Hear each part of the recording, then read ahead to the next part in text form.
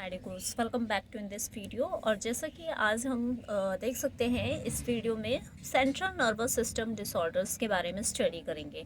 अब central nervous system disorder यानी कि कहीं ना कहीं हमारे ब्रेन से रिलेटेड डिसऑर्डर्स हैं, जो कि सिर्फ एक नहीं है। जैसे कि आज हम एपिलेप्सी के बारे में डिस्कस करेंगे, ओके। लेकिन ऐसे कई सारे सेंट्रल डिसऑर्डर्स हैं जो हमारे सिलेबस में दिए गए हैं, तो उन सबको हमें एक एक करके कवर करना है, ओके। सो फर्स्टली हम स्टार्ट करते हैं एपिलेप्सी से। एपिलेप्सी क्या होती है बेसिकली, ओके। सो एपिलेप्सी एक तरीके से हम कह सकते हैं रिपीटेटिव सीजर्स होते हैं, ओके। रिपीटेटिव सीजर्स यानी दौरे आना, ओके। सो इसे ग्रीक वर्ड ये ग्रीक वर्ड से लिया गया है एपिलेप्सी वर्ड, जिसका मतलब है टू सीज मतलब कहीं ना कहीं एक तरीके से कोई चीज़ स्टॉप हो गई है, okay. First used by the hypocrite. First time जो सीजर एपिलेप्सी वर्ड दिया था वो किसने दिया था? हिपोक्रेट्स ने दिया था, ओके। ये एक तरीके का ब्रेन डिसऑर्डर है जो कि रिकरेंट अनप्रोवोक्ड सीजर होता है, यानी कि इसमें हम कह सकते हैं थोड़े थोड़े टाइम पे इंटरवल पे क्या होता रहते हैं, सीजर्स आते हैं, झटके आते हैं, उसी को हम एपिलेप्सी कहते हैं, okay. Abnormal recurrent and sudden electrical discharge होता है। ऐसा क्या होता है जिसकी वजह से एपिलेप्सी जैसी कंडीशन डेवलप होती है?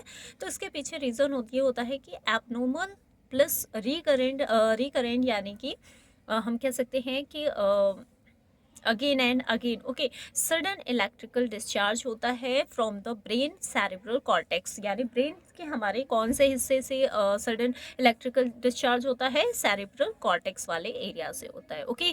Change in the sensation, behaviour, movement, perception और कॉन्शियसनेस। अब अचानक से एकदम से इलेक्ट्रिकल जो डिस्चार्ज है, हम कह सकते हैं सिग्नलिंग है, वो बहुत फास्ट हो गया। तो उसकी वजह से जो हमारे सेंसेशन है, बिहेवियर है, मूवमेंट्स हैं, बॉडी में जो मूवमेंट्स आ रहे हैं, परसेप्शंस हो रहे हैं, वो सब क्या हो जाते हैं? चेंज हो जाते हैं, ओके। सो सीजर क्या है? Symptoms of the electrical disturbance in the brain. एक तरीके का ये सिम्टम है जो हमें बताता है कि हमारे ब्रेन में क्या हो गया है? इलेक्ट्रिकल डिस्टर्बेंस हो गया है, जिसकी वजह से हम क्या फील कर रहे हैं? अलग अलग टाइप के सेंसेशंस आ रहे हैं, ओके। इसमें क्या होता है? Loss of consciousness. कई बार पेशेंट जो है अपना जो हम कह सकते हैं हिंदी में, शुद्ध हिंदी में, चेतना, अपनी जो चेतना है वो खो देता है, यानी कॉन्शियसनेस नहीं रहती है, पेशेंट बेहोश हो जाता है। डिस्टर्बेंस ऑफ मूवमेंट, यानी जो मूवमेंट है बॉडीज़ में वो डिस्टर्ब हो जाते हैं। मसल स्पाज्म, मसल में स्पाज्म होने का मतलब है मरोड़, एकदम स्पाज्म हो रहे हैं, यानी जो मसल्स नॉर्मल फंक्शनिंग में थे वो एकदम काम करना बंद कर देते हैं, okay. Hyper excitation of the neuron. होता क्या है इसमें? बेसिकली हमारे जो न्यूरॉन हैं वो हाइपर एक्साइट हो जाते हैं, बहुत ज़्यादा एक्साइटेशन मतलब बहुत ज़्यादा वर्किंग हो जाते हैं, okay. Usually last for the 2 to 5 minute. कई बार ये क्या होता है 2 से 5 मिनट तक के लिए भी रह सकता है, और कई बार कुछ सेकंड के लिए होता है, वो डिपेंड करता है पेशेंट की सिचुएशन क्या है, ओके। व्हेन स्टॉप, जब सीजर या फिर हम कह सकते हैं एपिलेप्सी स्टॉप होती है, तो उस टाइम पे क्या सिम्टम्स आते हैं? हेडेक होगा पेशेंट को, बहुत सीवियर वाला। ये मैंने रियल केसेस भी फेस किए हैं, देखा है ऐसे पेशेंट्स, ओके। कन्फ्यूज़न होती है पेशेंट को, कुछ समझ नहीं आता क्या बोल रहा है, उसे सामने वाले क्या बोल रहे हैं, उससे उसे कुछ समझ में नहीं आएगा, कन्फ्यूज़न क्रिएट हो गया, और हम कुछ क्वेश्चन करेंगे तो भी वो रिप्लाई नहीं कर पाएगा प्रॉपर, ओके। फैटिग होगा, थकान होगी, अनयूजुअल अनप्लीजेंट सेंसेशन होगा, वो बिल्कुल वेल फील नहीं करेगा, ओके पेशेंट जो भी है। वन सेट एपिलेप्सी कॉमन, यानी अचानक से एक एपिलेप्सी आना, ये बहुत कॉमन है किसमें? चिल्ड्रंस में। मोस्ट कॉमन ये चिल्ड्रन में देखा जाता है, एंड आफ्टर द 65 एज, यानी 65 एज के बाद भी हो सकता है इस तरह का case, okay.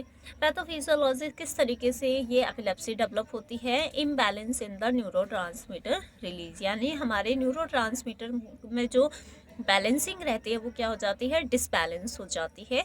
Increase level of excitatory neurotransmitter, यहाँ पे क्या होता है? जो एक्साइटेटरी न्यूरोट्रांसमीटर होता है, जैसे कि ग्लूटामेट, इसका लेवल क्या हो जाता है? बहुत ज़्यादा बढ़ जाता है। और जो इनिबिटरी न्यूरोट्रांसमीटर होते हैं, एग्जाम्पल गाबा, उनका क्या हो जाता है? लेवल डाउन हो जाता है। तो ये डिसबैलेंसिंग होने की वजह से ही एपिलेप्सी जैसी कंडीशन क्या होती है? डेवलप होती है, ओके।